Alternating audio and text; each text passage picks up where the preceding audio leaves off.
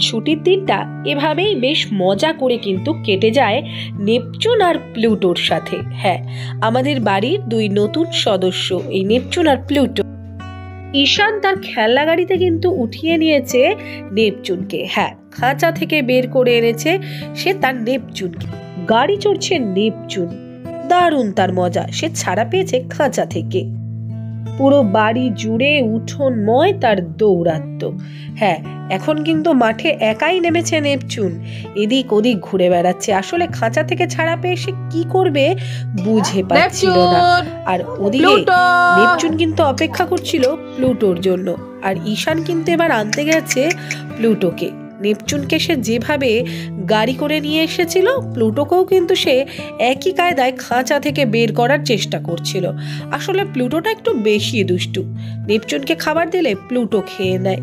তাই প্লুটোর দৌরাত্ম্য সহ্য করবে ঈশান বেশ খানিকটাই সময় লাগছিল। তাই ঈশানের তাকে খাঁচা থেকে বের করে আনতে।